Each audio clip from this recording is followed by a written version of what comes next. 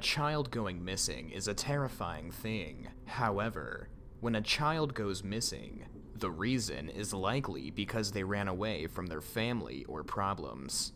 Children are usually found very shortly after going missing, as the motive is usually clear as day.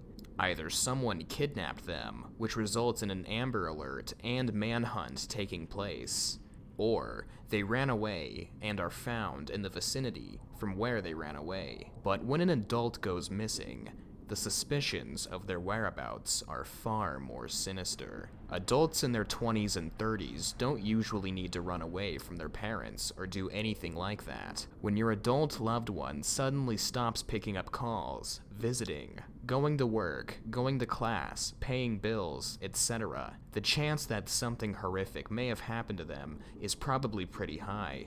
The results of their absences aren't usually too good. A missing person story that's always interested me is that of the disappearance of Annie Lee.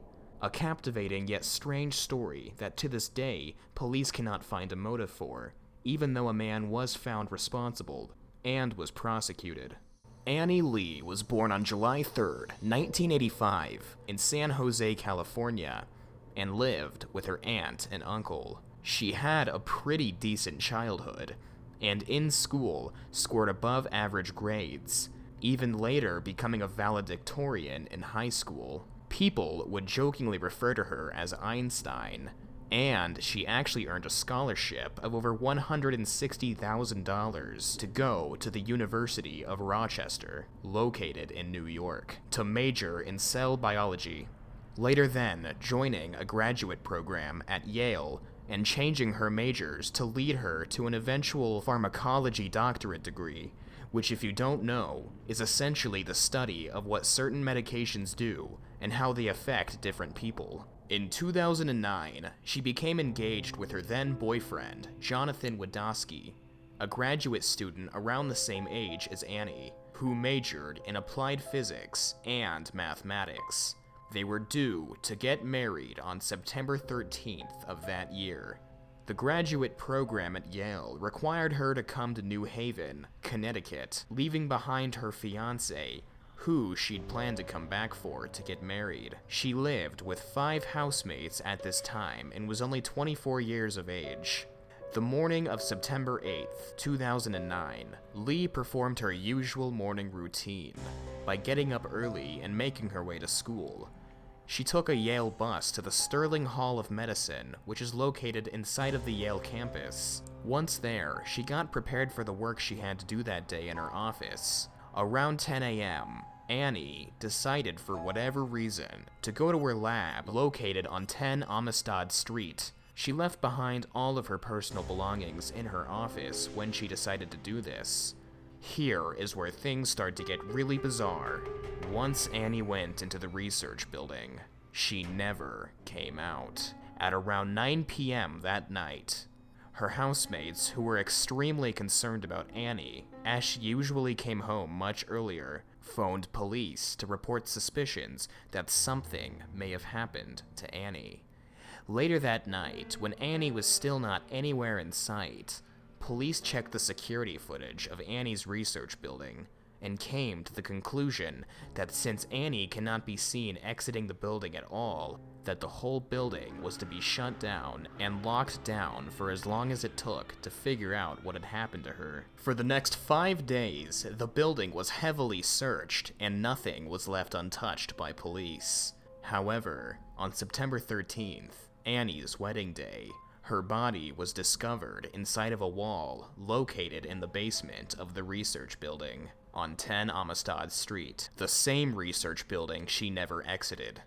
Now, I don't want to get into too many details, out of respect for Annie and her loved ones, but essentially, the way she was put into the wall was through a small hole in the wall about the size of a shoebox, and her body was contorted in a way that she'd fit inside of this hole. She had been asphyxiated prior to that.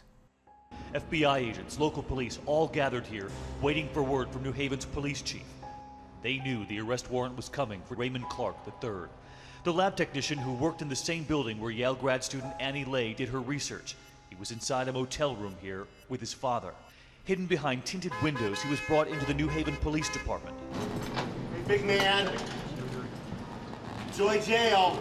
Lay had been missing for 5 days. The Hartford Courant is reporting an anonymous law enforcement official told them police have found DNA evidence implicating Raymond Clark III in that crime. We are learning more this morning about Ray Clark, the lab technician. Officials are calling this a situation of workplace violence. Some who knew him say he was rigid about the rules and often clashed with researchers at the lab. But so far, police are giving few details, and they say Ray Clark is not talking at all. Clark is, in fact, in this maximum security prison behind me. We're told in solitary confinement this morning.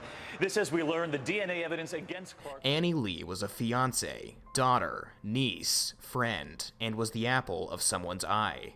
Yet whoever was responsible for her slaying only saw a victim, much like how a shark preys on fish. The person responsible for this would pay. Investigators determined that whoever did this was a Yale worker, maintenance person, or student, as it would have been incredibly difficult to impossible to be able to access that area without proper credentials to do so. A couple of days later, on September 17th, police arrested 26-year-old Raymond Clark and thought him to be the prime suspect in this case, as he was working in that exact area around the time when Annie disappeared. He was subjected to various DNA tests and then was placed in a maximum security prison, with $3 million being the cost of his bail. He attended various court cases in the following months, but nothing was finalized and decided until March 17, 2011. Raymond had put in a plea deal where, if he had admitted to everything he did and pled guilty, he would only have to serve 44 years in prison. His plea was accepted, and he was set to indeed serve 44 years in prison, and is currently on his 9th year behind bars. No motive was discussed, and to this day, Raymond Clark has not opened up even a tiny bit about why he did the horrible thing he did. It's also unknown exactly what went down around when this all happened to Annie.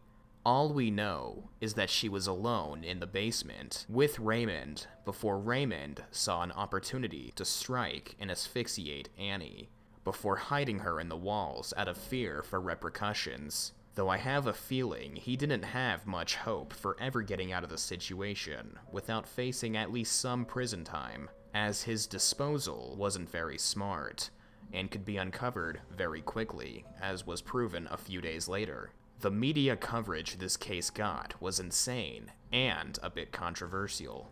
In fact, some news reporters during press meetings and the like were actually trampled due to crowds of press being desperate for information on Annie Lee's disappearance, though her media coverage has been called out for shining too big of a light on her compared to other victims of similar crimes, due to Annie's good looks, insane scientific potential, and other attributes not found in most normal people. Her fiancé was horrified at this news, and mourned quite a bit, finding ways to honor Annie's memory. He was seen wearing both his and her engagement ring in public, among other things.